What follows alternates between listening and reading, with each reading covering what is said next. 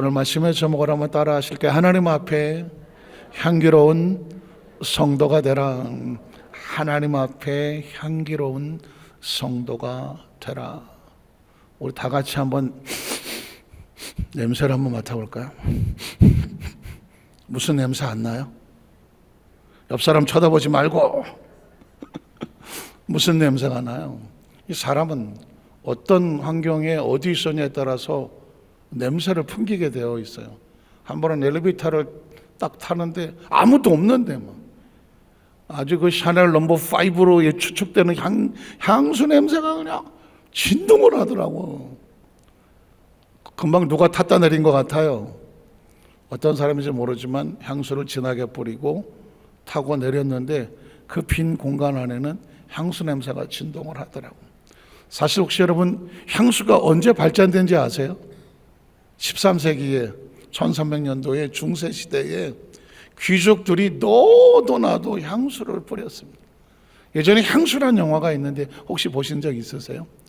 와, 지독하게 그 향수에 목숨을 걸었어. 왜 그렇게 향수에 목숨을 걸었을까요? 좋은 냄새? 아니에요. 그 시대 귀족들은 안 씻었어. 그 시대 귀족들은 물도 부족했기도 했겠지만 게을르고 나태하고 씻지를 않았어. 그래서 이 몸에서 나는 냄새를 뭘로 커버했냐면 옷으로 커버를 했어.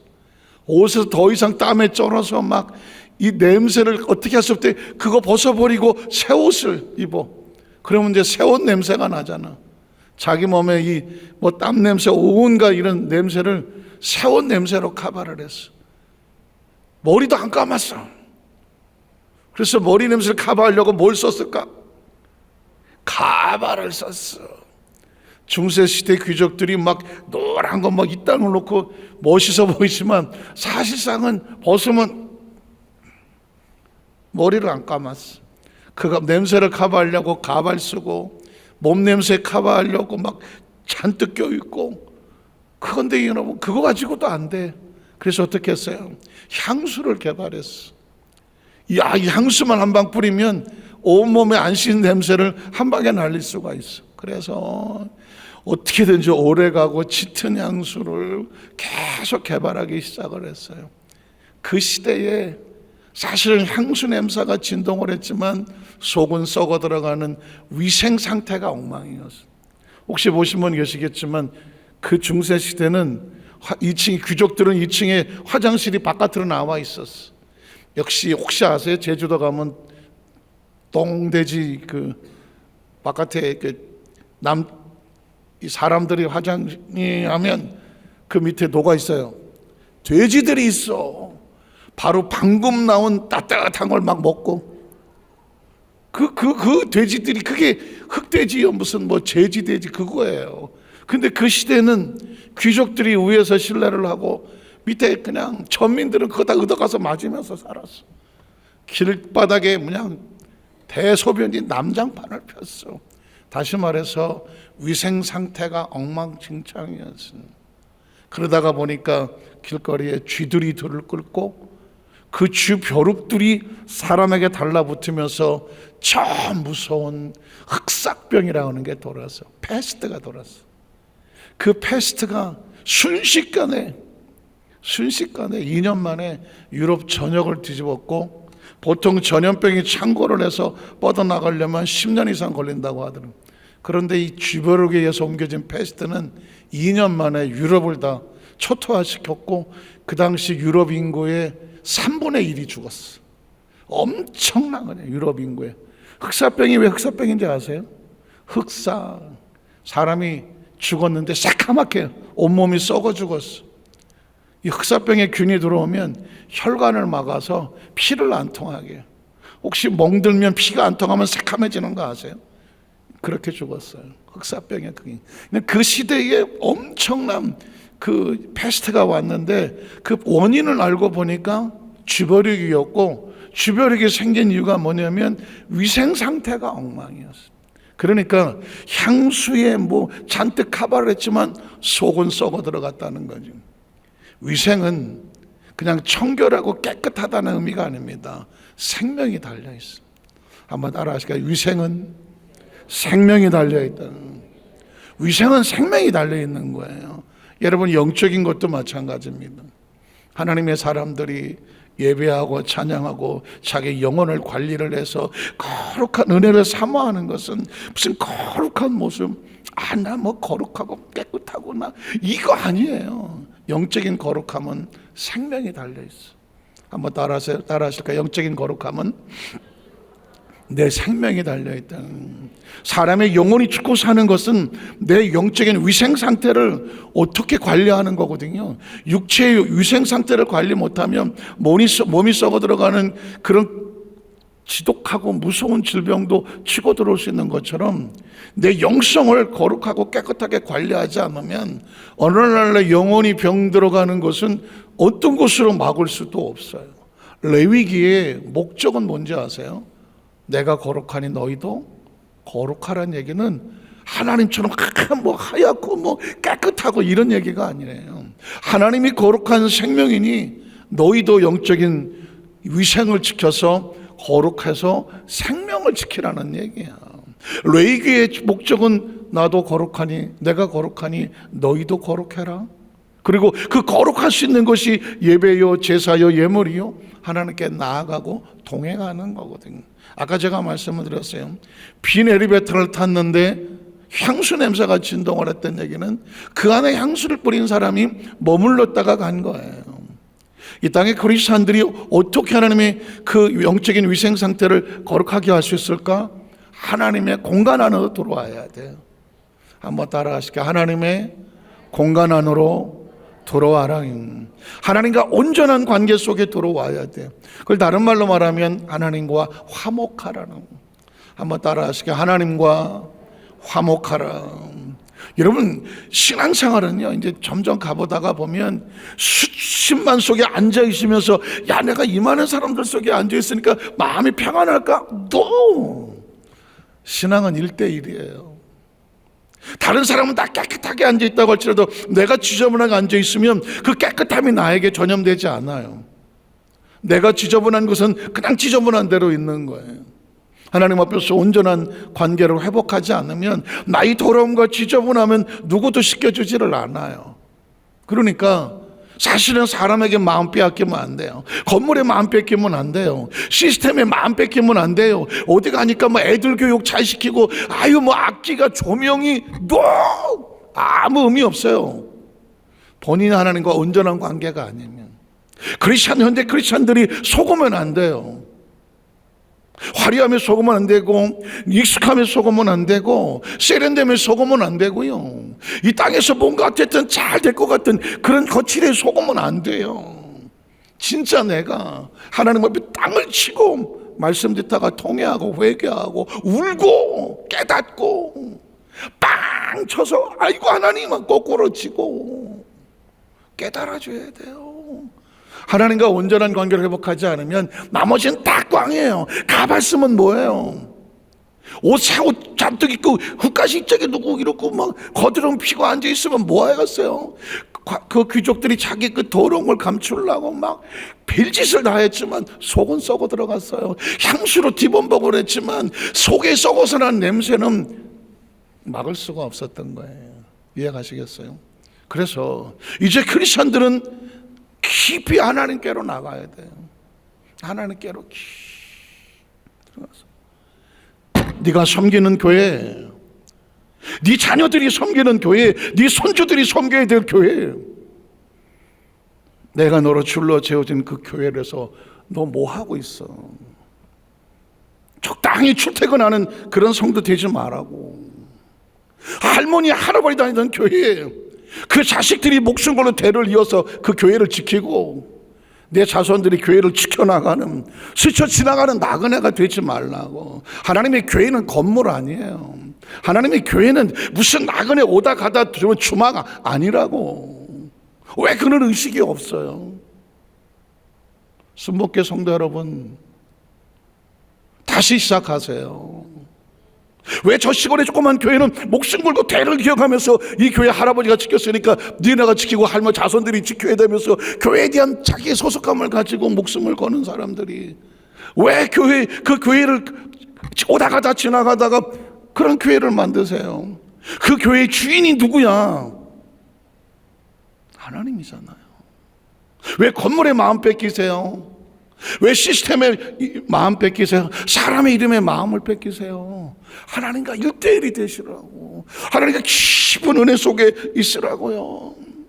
내 자식이 정말 하나님 앞에서, 내 자손들이 정말 하나님 앞에서 온전한 관계를 이룰 수 있는, 거기에 목숨을 걸고 그 자식들을 위해서 교회를, 지금 할머니 할아버지가 헌신을 하셔야지. 그 부모들이 헌신을 해놓아야지. 할머니 할아버지 기도가 쌓여있는 교회, 부모들의 눈물의 기도가 쌓여있는 교회, 그걸 내 자식과 내 자손들이, 이 교회는 할머니 할아버지 눈물이 있는 교회야. 이 교회는 세상에서 뭐 잘 화려한 교회는 아니야. 시스템이 불편할 수도 있고 그럴 수 있어. 그렇지만 네 엄마 아버지가 눈물로 기도해 놓은 교회라고. 그 피눈물이 있는 교회고, 하나님이 그 부모의 기도를 들었던 교회라고. 목숨 걸고 평생을 헌신했던 교회라고. 내 아들 딸들아, 내 자손들아, 어떻게 생각하세요? 그래야 되지 않겠어요? 아이, 뭐 적당히 나 다니다가 뭐 스쳐 지나가면 되지. 굳이 내가 여기다가 그렇지 않아요. 여러분이 교회를 사랑하고 헌신하고 사고, 여러분이 생각하는 것만큼 하나님도 여러분을 생각하는 거예요. 저는 우리 여도수 한자교회 성도들이 그런 교회가 되어지시기를, 그런 성도들이 되어지시기를, 그런 애착과 간구를 가지고 여러분의 교회를 지켜내는 성도가 되기를 주의 이름으로 축복합니다. 아시잖아요. 교회는 세 가지 꾼이 있다. 세 가지 꾼. 하나는 뭐 무조건 일꾼이죠. 뭐 일꾼이 있다. 어떤 사람 또 하나는 뭐예요? 싸움꾼이죠. 어디나 싸움꾼은 있어요. 어디나 싸움꾼은 있어요. 문제 일으키고 원망 불평하고 투덜투덜대고, 담임 목사 힘 빠지고 목회자들 힘 빼고 앞서 일하는 사람들 힘 다 빼는 사람들이 있어요. 싸움꾼은 어디나 있어요. 목회자가 그걸 모르면 안 돼. 거기에 시험 들어서 목회자가 무너지면 안 돼. 근데 진짜 무서운 건 뭔지 아세요?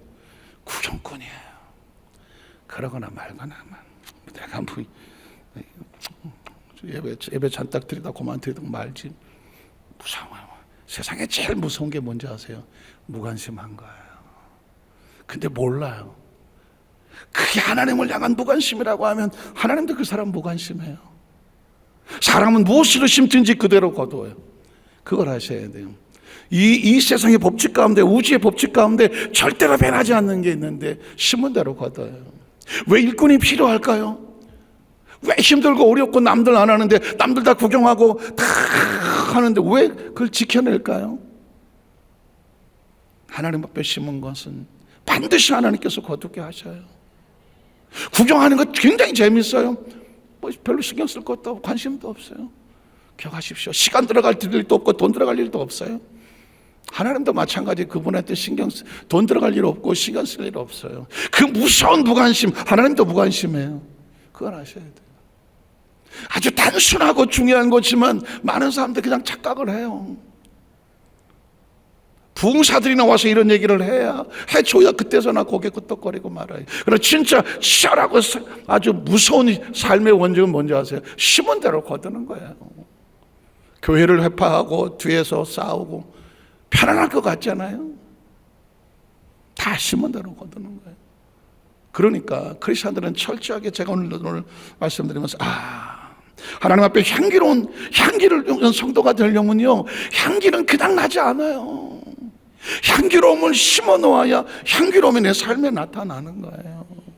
오늘 성경에 우리에게 사실 레위기 본문은 이 이야기를 하고 있어요. 첫 번째는 뭐냐면 하나님 앞에 흠없는 최선의 예물을 드리라는, 예물이라고 해서 무슨 뭐 헌금하라 얘기가 아니라 삶의 예물이 되라는 거예요. 성경은 이렇게 말해요. 레위기 1장 3절은 이렇게 말합니다.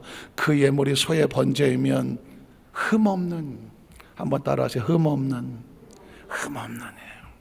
하나님께서 원하시는 제물은 뭔지 아세요?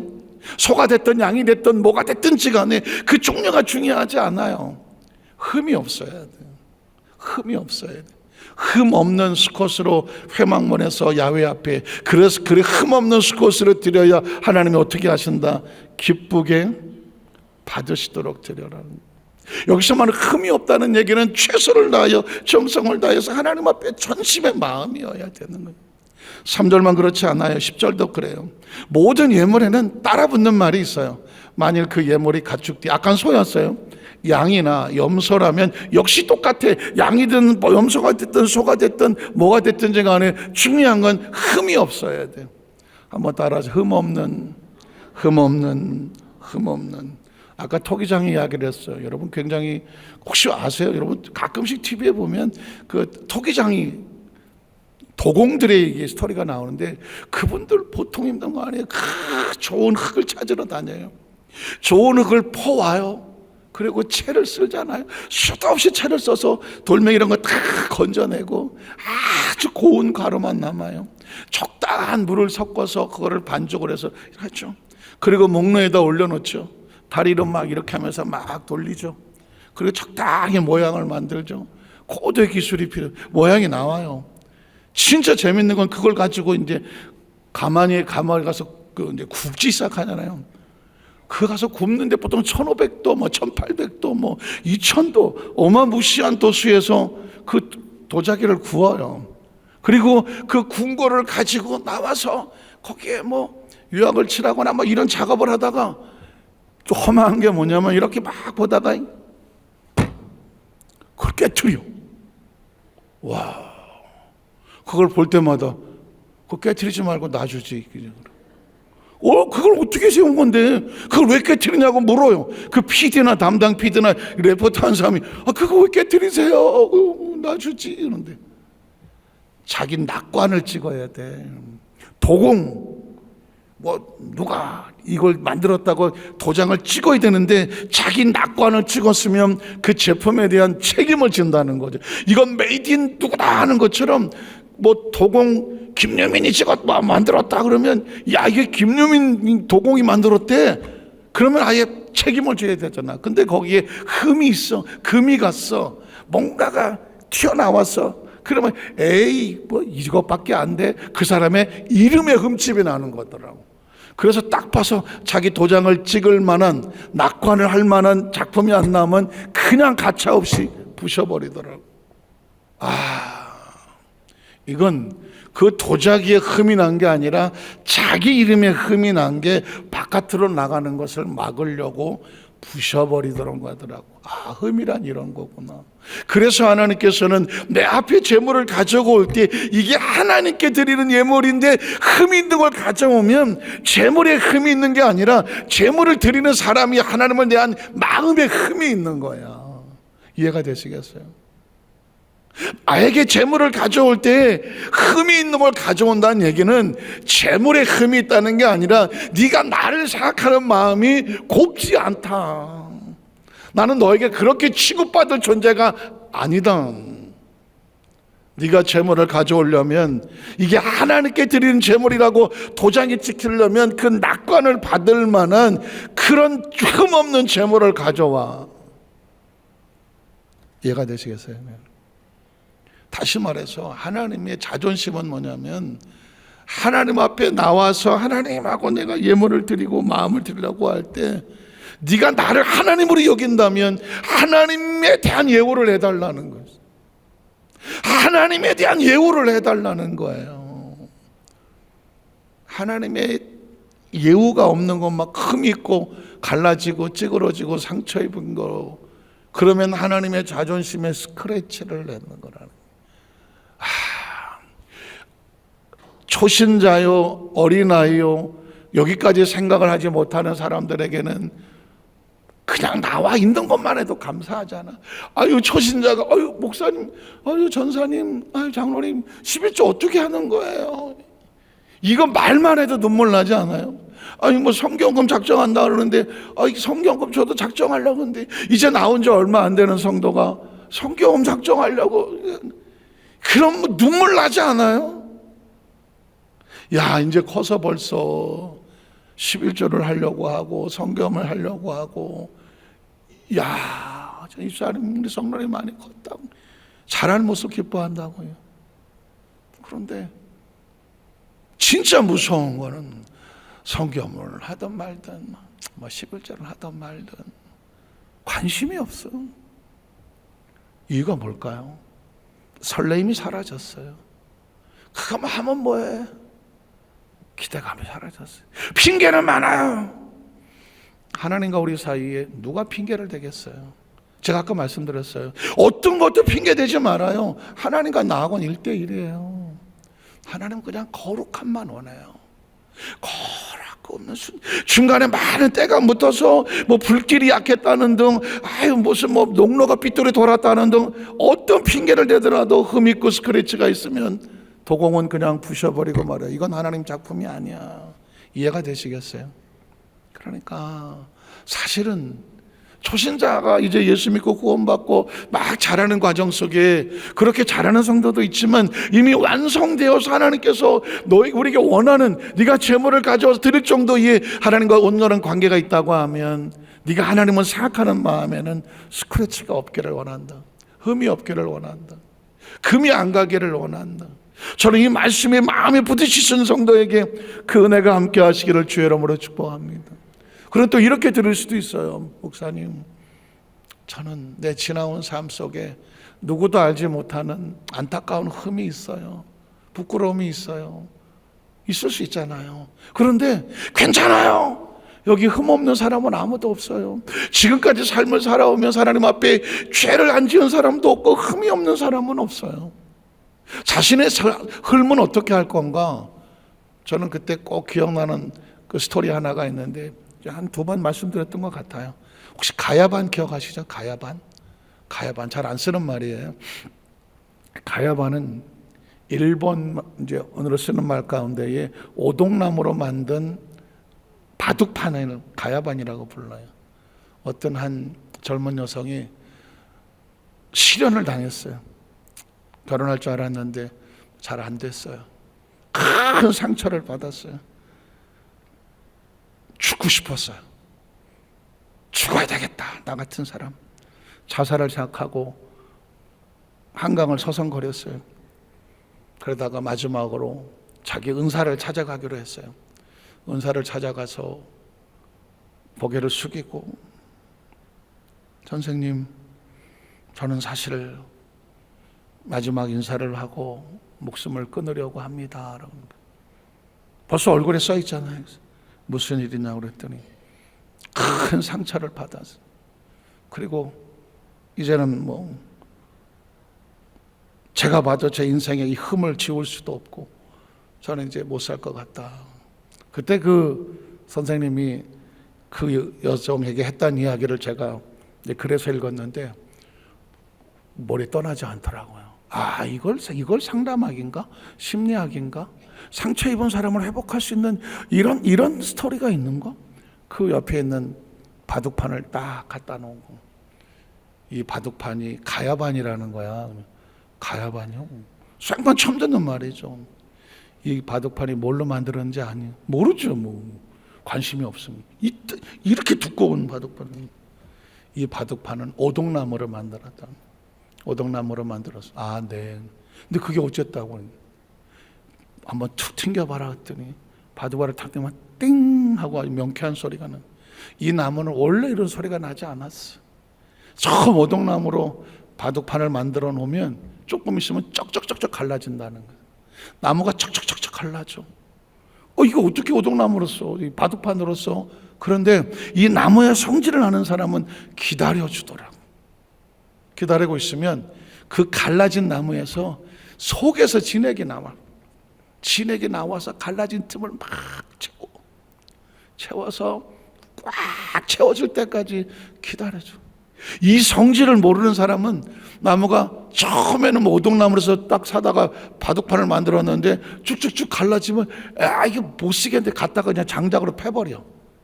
나무의 성질을 모르는 사람은. 그런데 이 나무의 성질을 난 사람은 일부러 오동나무를 갖다가 바둑판을 만들고 쩍쩍쩍 갈라지더라도 벌리지 않아. 기다려줘. 기다려주면 속에서부터 진액이 나와서 꽉 채워. 그러면 그 어떤 나무보다도 빈틈없이 단단해져. 그때 비로소 목줄을 튀겨서 줄을 그려놓고 칠을 하고 그때 바둑알을 딱 올려놓으면 띵 하는 명쾌한 소리가 나요. 최상의 바둑판이라, 그게 가야반이라고 하는 거예요. 어떤 나무도 하루아침에 이런 명품의 바둑판이 되는 나무는 없어. 심지어 오동나무라도. 자네 인생에 아픔이 있고 상처가 있고 흠이 있어 갈라졌다고 했을 때 보통 사람들은 갖다 버려, 포기해, 무너져, 장작으로서. 그러나 그 아픔을 견디고 오히려 꿋꿋이 자신을 견디고 이겨내면 내면에서 고통을 이길 수 있는 진액이 나와, 그 진액이 나와서 스스로 자기를 세울 수 있게 되면 그때 비로소 인생의 단단한 힘을 얻게 되는 거다.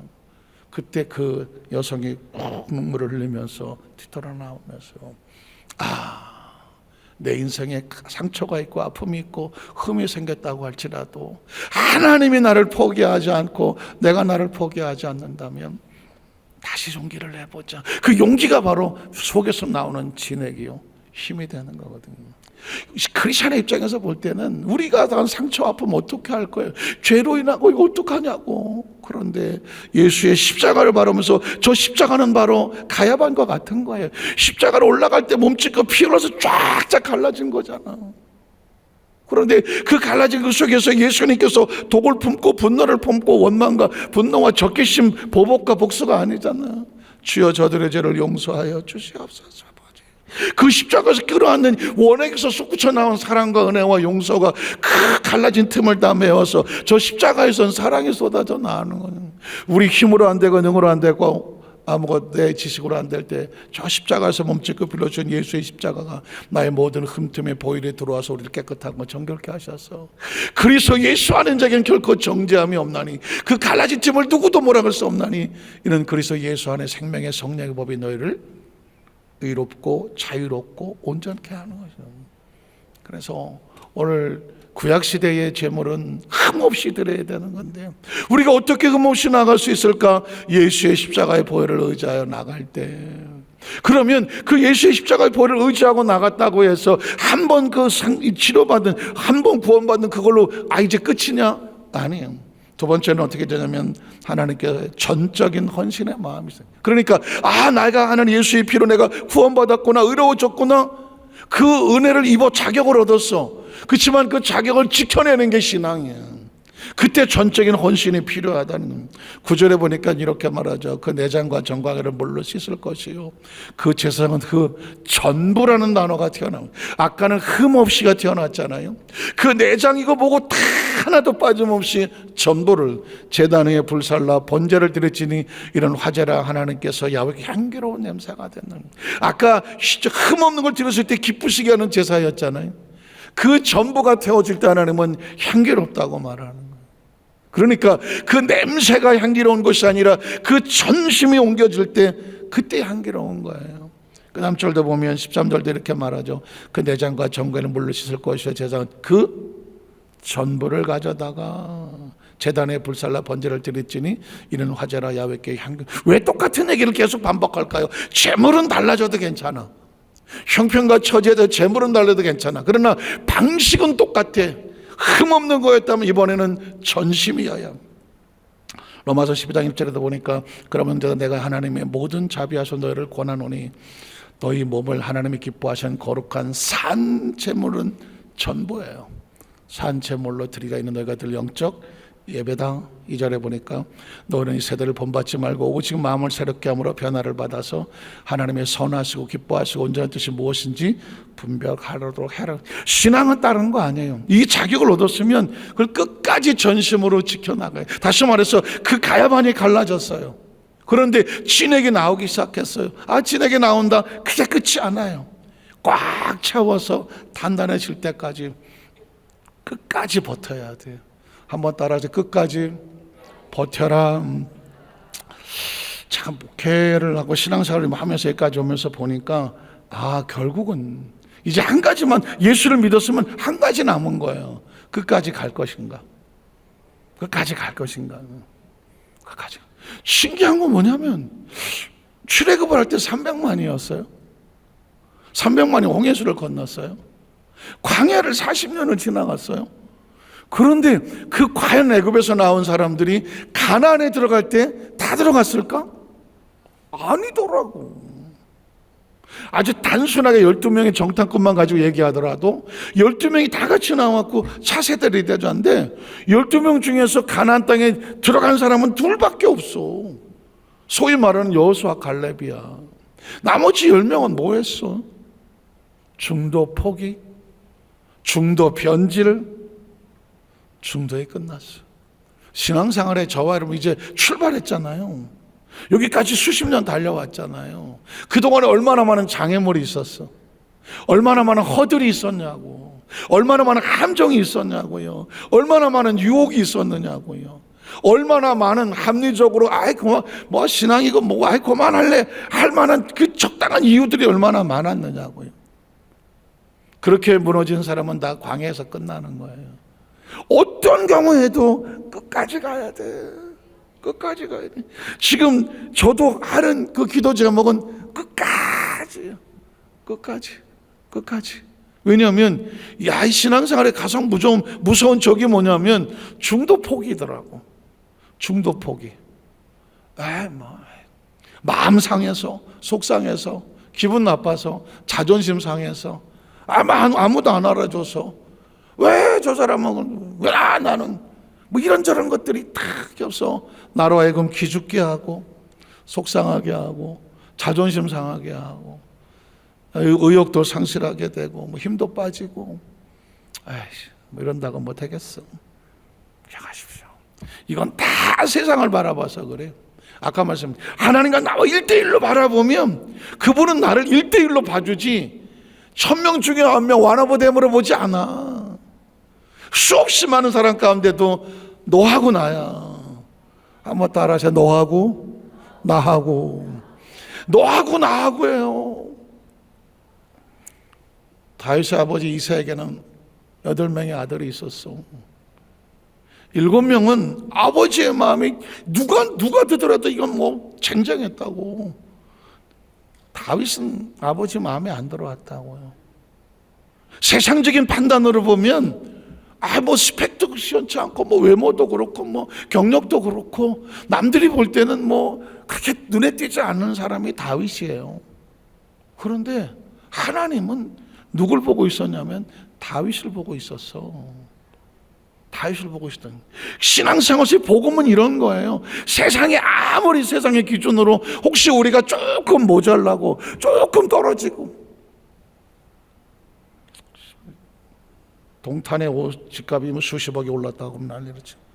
SK 하이닉스가 뭐 조금 그쪽으로 집 있는 데로 뭐 그쪽 벨트 라인을 따고 집값이 엄청 올랐다고 막 안산을 보니까 0.009% 올랐다고 되는 거예요. 그나마 난 거는 고향 씹는 건 뭐 4%가 떨어졌다 그러고 뭐. 이렇게 보면 세상의 기준으로 보면 불공평한 것 같아요. 그렇게 하십시오. 그건 이 땅에 사는 동안 하는 이야기야. 이 땅에 강남에 뭐 타워팰리스 뭐 펜트하우스에서 살면은 아주 행복해서 막 이럴 것 같아요. 난 지금도 잊어버리지 않는데 아니 그 펜트하우스 100평이나 넘게 사는 강남에 수백억짜리 아파트 사는 사람이 왜 부부가 자살을 했을까? 난 지금도 퀘스천이에요. 우리 같은 사람 강남에 100평짜리 펜트하우스에서 구경도 못 해봤지만 잠이나 잘까? 왜 자살을 해? 왜 자살할까요? 사람은 몸만 등 따시게 배부르면 배고프 사는 게 아니야. 마음이 괴로우면 못 살면 마음 편하면 살 것 같아요? 영이 하나님과 화목하지 않으면 절대로 못 살아요. 영이 하나님과 편하지 않은데 제가 그 옛날 강서대구에 있을 때 어느 신방을 갔던 집 생각이 나네요. 남편이 KBS 그 이사장 출신이야. 강남 강서구 쪽에 그 염창동 쪽인가 집을 갔는데 나는 세상에 그때 그런 집 처음 봤어. 들어가는데 막 텔레비에서 본 것처럼 무슨 뭐 중앙정보부 이런 것처럼 그냥 대문 있고 양옆으로 주차장이 이렇게 안으로 들어가게 돼 있고 언덕은 그 당시 언덕이 막 뜰이 이렇게 했는데 정원이 얼마나 큰지도 모르고 그 집에 문을 열고 들어갔는데 나는 이 집에 방이 몇 개인지 모르겠더라고. 그리고 안방에다 앉혀놨는데 방이 워낙 커갖고 어디를 앉을지를 모르겠더라고. 왜 그런 거 있잖아요. 너무 방이 크면 어디를 앉아야 될지, 저 벽 쪽으로 어떻게 앉아야 되는데, 옛날에는 뭐 소파 이런 게 없고 그냥 땅바닥에 앉는 건데, 바닥에 어디를 앉을지를 모르겠다고. 딱 앉았는데, 야, 부자가 좋긴 좋구나. 그런데 목사님, 저 좀 살려주세요. 왜 그래? 머리가 다 빠지고. 그분이 학교 선생이었는데 남편은 KBS 이사장이었다. 내부 사정을 들어봤더니 그 남편에게는 엄마가 둘이야. 키워준 엄마가 있고 낳아준 엄마가 있는데, 키워준 엄마가 무당이 돼갖고, 그래갖고 이제 집을 나가갖고 이제 낳아준 엄마가 그렇고 이제 키워준 엄마가 이제 자랐는데, 나중에 그 낳아준 엄마를 모시고 와서 집에 가니까 시어머니가 둘이 있어. 한 시어머니는 무당 신당 차려놓고 있고, 그러니까 그 집에 며느리로 들어갔는데 시어머니가 둘이나 있고 막 온갖 스트레스를 다 받았고 머리 다 빠지고 그래갖고, 그 당시에 C형 간염, A형 간염, 한국에도 없는 간염이 들어와갖고 일주일에 한 번씩 일본에 가서 주사 맞고 들어온다고. 목사님 나 좀 살려주세요. 집은 어마어마하게 부자인데 깜짝 놀랐잖아. 그분 같이 기도하고 그래서 나중에 그래도 기적적으로 회복이 돼갖고 구역장도 하고 막 눈이 땡글해서 그제 그 잊어버리지를 않아요. 그러니까 그래서 영혼이 잘 돼야 범사도 의미가 있고, 영혼이 잘 돼야 강건함에도 의미가 있는 거예요. 그게 제가 알잖아요. 왜 하나님은 너희 예물이 흠이 없어야 되고, 그리고 사실 1대1을 전심해야 되느냐? 전 이제 우리 성도들에게 화려한 예식도 이벤트도 뭐 이것저것 다 중요해. 그렇지만 이만큼 와보니 하나님과 1대1이야. 하나님 앞에 1대1이야. 하나님과 나와 1대1에 화목해야 돼. 전심해야 돼. 진심해야 돼. 여기에 성공하지 않고 여러분 다른 데다 관심 가질 필요 없어. 다른 뭐 세미나 무슨 교육 좋아 다. 그렇지만 내가 하나님과 1대1에서 하나님 바라보셨을 때 너 나한테 흠 없냐? 너 나한테 전부냐? 이렇게 말씀하면 하나님 앞에서의 마음의 평안함을 유지할 수 있다면 그 사람 성공한 거예요. 거기서 다시 시작하셔야 돼요. 마지막 세 번째는 뭐냐면 재물의 크기보다 순종과 믿음을 드려라. 그냥 설명 안 하고 마무리할게요. 왜냐하면 아시는 것처럼 소를 드리려거든 양과 염소 드리려거든 하잖아요. 비둘기와 가루를 드리려거든. 그 얘기는 뭐냐면 생활 형편에 따라서 재물의 종류에 대해서 하나님은 종류를 따지지 않아. 그 얘기는 뭐냐면 각자 경제적 형편 처지에 따라서 입장에 따라서 하나님께서 일괄적으로 너 소가 좋아, 너 소가 좋아 요구하시는 게 아니에요. 하나님은 소를 원하는 게 아니라 흠없는 마음을 원해요. 양과 소를 원하는 게 아니라 그 전심으로 드릴 수 있는 마음을 원해. 비록 가루나 비둘기를 들고 왔다고 할지라도 거기에 최선을 다한 거라고 하면 양이냐 소냐 비둘기나 따지지 않아. 그게 하나님의 마음이고, 전부냐 흠이 없냐 네 상황 속에 최선이냐 거기에서 하나님은 향기로움을 느끼는 거예요. 저는 우리 여도수 만사교회 성도들이 어느 교회 다녀? 얼마나 다녔어? 교회 직분이 뭐야? 하나님 앞에 향기로운 성도인가? 성도님 향기로운 냄새가 나요. 하나님 앞에 예배 드릴 때마다 전심, 흠없는, 그리고 각편 처지에서의 최선, 이렇게 신앙생활을 하시고 그 신앙을 우리 아이들에게 주시고 그 아이들과 자손들에게 그 신앙의 유산을 넘겨주십시오. 그게 그 아이들이 먼 날 우리 뒷모습을 보면서 우리 엄마 아버지 할머니 할아버지에게는 향기가 났어요. 그런 소식을, 그런 소리를 들을 수 있다면 전 그게 최고의 축복이라고 생각을 해요. 저와 여러분, 우리 아직도 부족하고 여러 가지 쓸데없는 냄새도 날 수 있지만 우리의 마지막 모습까지 향기로운 모습을 하나님 앞에 설 수 있는 우리 모두가 되시기를 주님의 이름으로 축원합니다. 기도하겠습니다. 하나님 아버지 감사합니다.